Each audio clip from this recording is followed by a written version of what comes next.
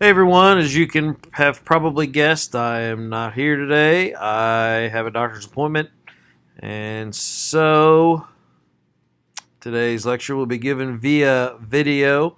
We're going to do one today for class, and it's not going to be super long, but we'll do one today for class, and then you'll have another one tonight. So make sure you get the Google Classroom and the YouTube channel, and make sure you're taking a look at these videos so that we're staying on track. Again, I'm only going to spend maybe 8 or 9 days on this unit. There's a lot in it, um, so we need to be vigilant in how much and everything that we're doing.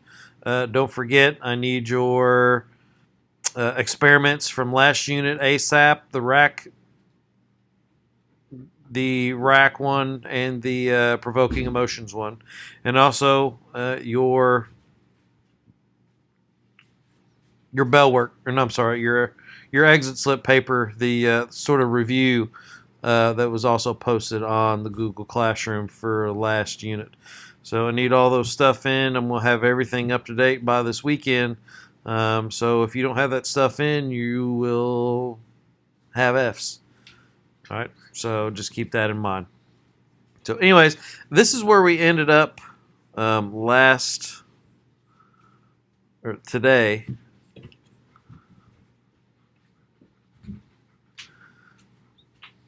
So this is where we're going to continue.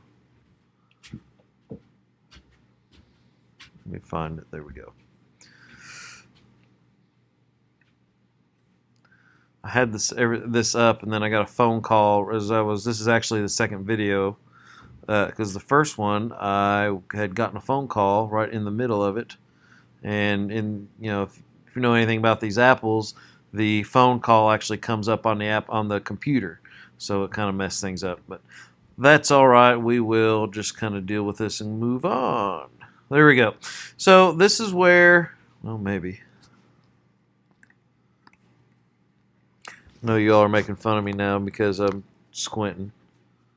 All right, here we go. So here's where we left off with yesterday, sort of the zygote stage. Or I'm sorry, yeah, yesterday. So after 3 weeks, the zygote develops into a, drumroll please, embryo. This is what it looks like at 3 weeks. All right, it's kind of pretty, huh? It's actually one of the creepiest things I've ever seen. But this looks a little more like it. This is at about a month, so there's a big change between here, 3 weeks, and 4 weeks, and you're sort of starting to see, what could be considered, here's your head, and here looks like an arm, and here looks like what could at some point be a leg, or maybe this is an arm, I'm not sure. But here's your umbilical cord. And here's another picture, sort of the same way. It's just turned the other way. At this point, at 1 month, 4 weeks, you're starting to get. At this point, you've already got the bronchial arch. You've already got the heart that is beating. You've got an eye developed. You've got a brain. Here's your yolk sac and placenta, your umbilical cord, the tail bud, which will eventually turn into your spinal column, spinal cord. And here's your leg, here's an arm, all right, and your liver. So all this stuff has popped up at month 1 or at 4 weeks after conception. And again, here's sort of the same time frame, 4 weeks.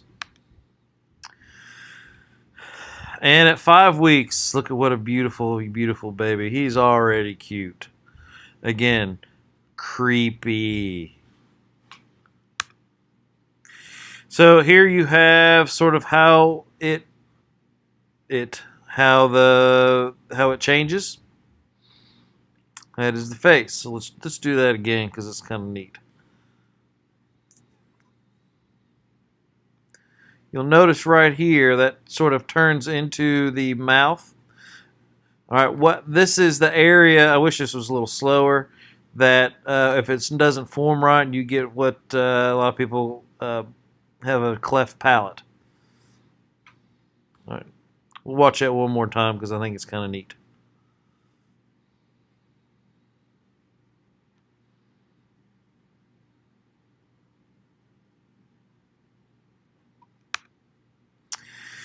And at 7 weeks, you start getting sexual differentiation.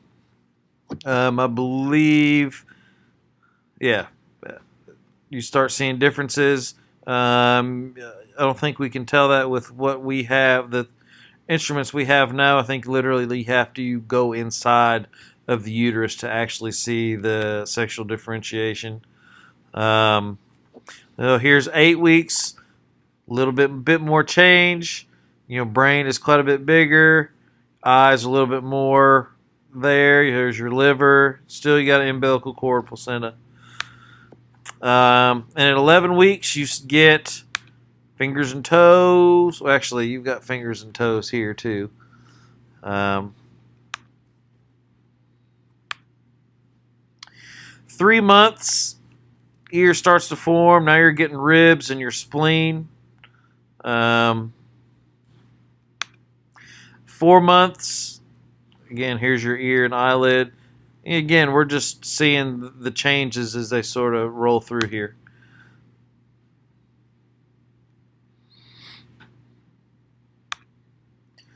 When I was younger, I felt like I was a boy trapped in a woman's body. Thankfully, all that changed when I was born. That's funny. Again, here's how there's sort of all of them sort of put together. 40 days, which was at 5 weeks. 45 days. 2 months. 4 months. Big change happens between months 2 and 4. 5 months. Here you have eyebrows. And also at 5 months is when we can now, generally is when we can now see the sex of the fetus. We talked about this yesterday. At what point does the fetus become viable? And that's so I'm not going to go over that. We talked about that yesterday. Also, at 6 months, a sort of a hair type stuff starts coming out of the skin. That is a creepy picture of a baby.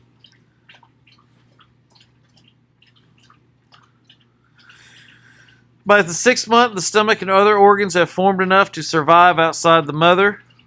This is, I think we talked a little bit about this yesterday. At this time, the baby can hear and recognize sounds and respond to light. So at this point, they, when they hear the mother speak, things like that, they can move. They get things like that. It's a comfort to them. And like I said, they also respond to light. At 7 months old, this is at 30 weeks.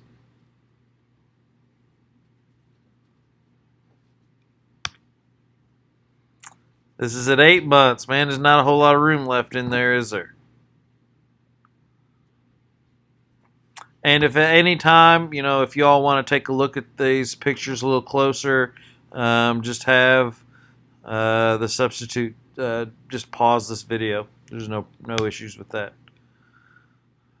Baby, this is I've got one just like this. Is that a boy or a girl?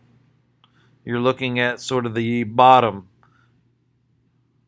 So this is the butt area, and these are the 2 legs. So if that's the case, is that a boy or a girl? Going once, going twice. Baby B is a girl.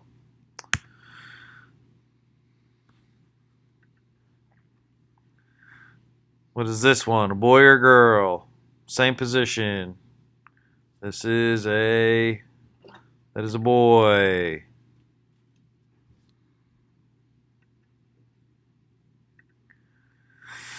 So as the child is developing, of course, the brain is also developing. Now this is sort of this is a chart that sort of looks at how much of your brain you have at specific mile markers in your life, so to speak. So at prenatal 2, your brain is less than 1% of the size of what it's going to be. By prenatal 3, your brain is 2.5% of the size it's going to be. I believe this is trimesters, not months. So in the second trimester, you're looking at less than 1% of your brain size, what it ends up being. Third trimester, you're at 2.5%. Maybe it's months, I'm not positive. But at birth, you're already a quarter of the size that you're going to be. You've already grown 20. Now you've got 75% left.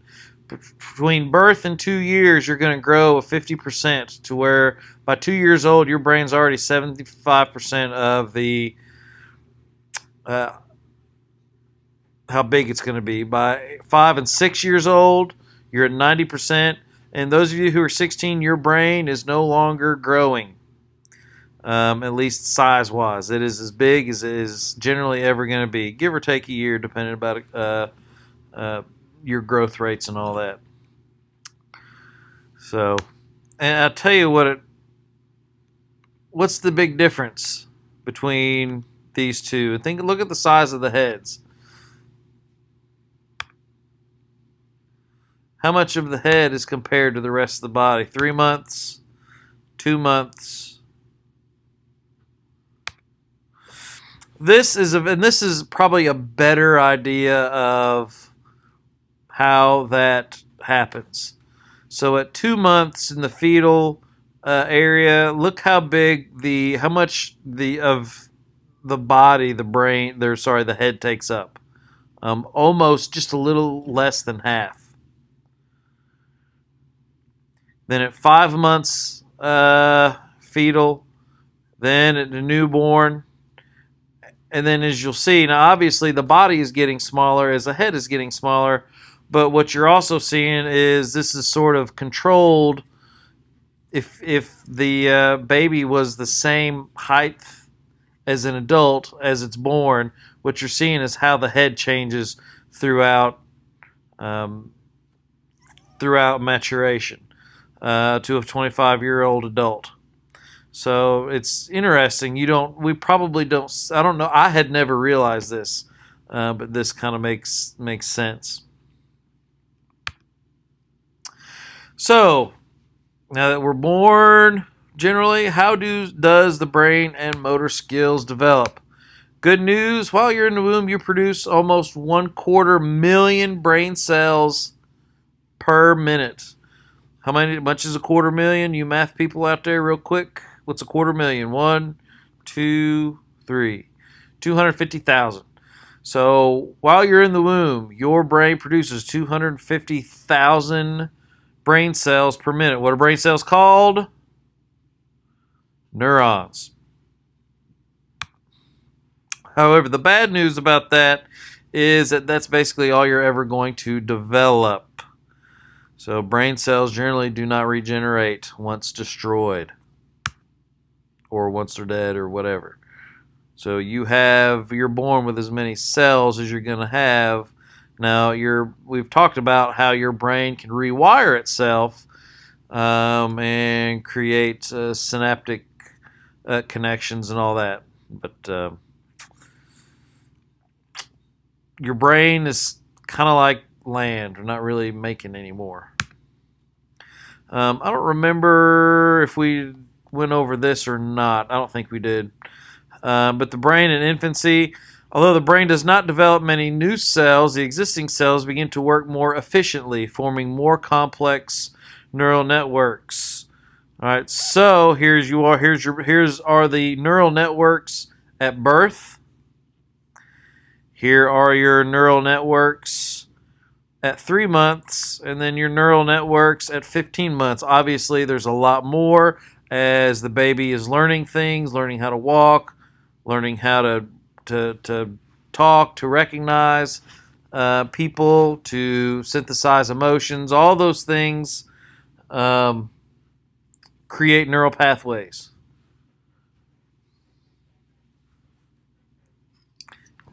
Quit. Cat's chewing on the couch.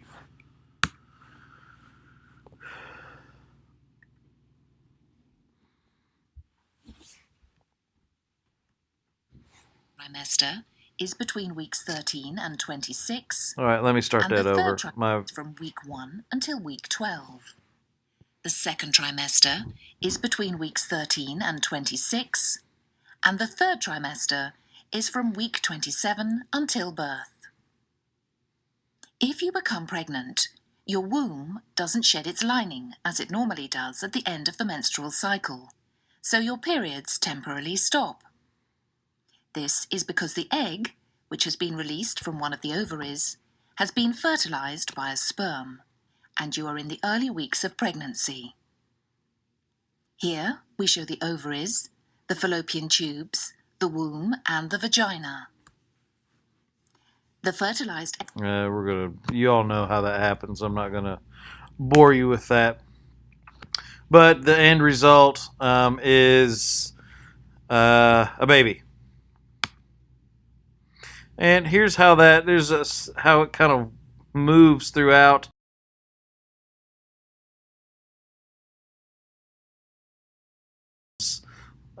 Sort of really get pushed out of the way as a child grows.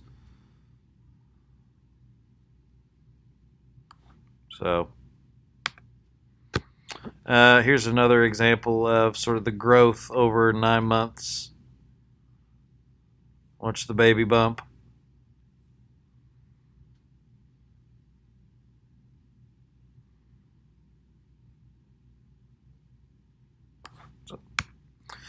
All right.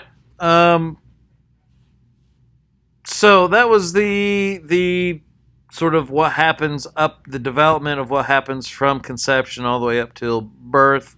Obviously there's some stuff that we didn't cover because I think most of you already know the majority of that, so I'm not going to waste time on stuff you already know. All right, so now we're going to get into really the abilities and the actual psychology of newborns and where they start. One of the first things that happens when a child is born, they have certain reflexes or abilities. And if any of you have younger siblings or maybe some cousins or nephews or something with babies, may have noticed this rooting reflex. This is where a baby's tendency, when you touch them on the cheek, they'll open your mouth and they'll turn their head, sort of searching to get fed. And then what goes along with that is the sucking reflex, tendency to suck on an object placed in the mouth. That's why pacifiers work, because they sort of work with that sucking reflex. Not all. I don't want to say not all kids have sucking reflexes. They do, but like pacifiers, my kids never took a pacifier. Neither one of them, for whatever reason. But that's beside the point. I'll tell you all a lot about my kids. And then there's also the grasping reflex. If an object is placed in the palm or on the foot pad, the baby will grasp it and hold on to it. And I don't believe this would ever be tried today, but I've seen the grasp reflex is strong enough to actually hold them up, for them to hold up for a little while. You wouldn't think that with a newborn or with an infant, but it can be, and even this one's with one hand. It's not something that I would say would ever be tried now, unless the baby has supported with a neck, because you got to think, even if you have like an apparatus around this kid, and it's hooked to something, and the baby does let go and eventually fall, that's going to move. That's going to, without that baby's head being supported, that's a lot of whiplash on that kid's head. So, but the point of this isn't necessarily to talk about bad experiments, as it is just the three different reflexes: the rooting reflex, the sucking reflex, and the grasping reflex. And if you need to pause this now, go ahead and pause that and go ahead or maybe back it up. And if you need to write those down, I would go ahead and do so. There's also the Moro reflex. When you all have probably seen this, when when you startle a baby, you may say, maybe it's sleeping, and you startle it. What happens, or maybe I used to do this with my kids all the time. I'm such a bad dad, but they would be almost half asleep, and I'd be like, "Hey, Zeke," and what happens is the Moro reflex. They go out like this, and then they kind of bring everything in. All right, so they lash out with its arms and legs, and then pull the arms in to make them small as possible. So, and here's the first part of that, and then this picture here. And then the Babinski reflex is whenever you sort of stroke a baby's foot, they'll spread their toes. Now, if this is different when they get older, and if somebody tries to tickle my feet or something like that, my kids, my toes will curl up. But the Babinski reflex, when a baby's foot is stroked, he or she will spread the toes. So what else are babies capable of? All right, when it comes to hearing, they prefer the sound of human voice, especially their mother. An experiment was done where they would put a pacifier in a baby's mouth and then play different sounds. And what they found was when a recording of their mother's voice came across the speakers, this baby would actually suck more vigorously. So the mother's voice actually had an impact on how vigorous the baby sucked on the pacifier. When it comes to smell, babies will turn their heads toward the smell of their own mother. Again, that probably has to do with the feeding reflex. Just, they know that's where their sustenance is going to come from. And we're talking about newborns, fairly. These are maybe newborns up to 2 months old, maybe 3 months old.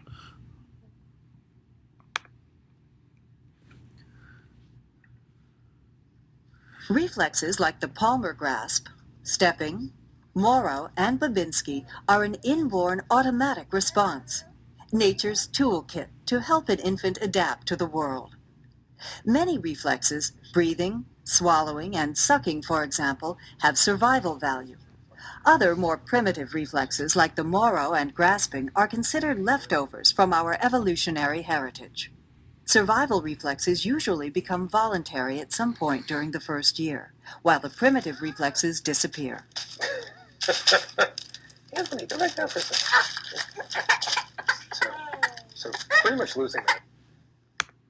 So, anyways, there's a few others. I don't want to get busted for copyright violations because I don't know where that video comes from. So I'm just going to move on. So we just got done talking about hearing and smell. So when it comes to vision, a newborn can only see about 18 inches from their way. So, you're talking about maybe right here. It's about as far away as they can see. They prefer to look at objects that resemble a human face. So, here's an example of one of the things that researchers have done. They've put shapes in front of them. Which one of these looks more like a human face? Well, this one here. And what they found is babies would tend to look at the one that looks more like a face than the one that doesn't. All right. So, and again, that's just one of the things that they also they prefer objects that are 18 to 12 inches away, which happens to be about the distance of the breast to the mother's face. So again, you're starting to see some of the associations that's happening here as babies are developing and moving, and not really moving, but doing things like that. I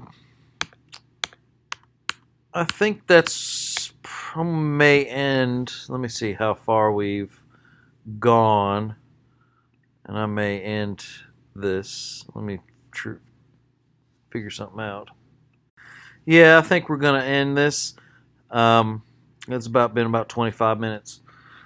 So, anyways, we will continue. What I would suggest doing is, I'll give you an assignment here in a little bit because you'll have another 20 minutes or so of class. And then don't forget, again, check out there will be a video tonight. I'm just going to continue with what's on this. We're going to start that video talking more about prenatal development in the newborn, habituation and all that. I do want to say that I did put the Quizlet up already. So if you get a chance, make sure you get that. Start looking at that, looking at those flashcards. Again, I need your assignments that have not been turned in ASAP, as soon as possible. I need the stuff. And then hopefully I will see you all on Tuesday. Hope you all have a good day, and we will talk to you later. Peace out.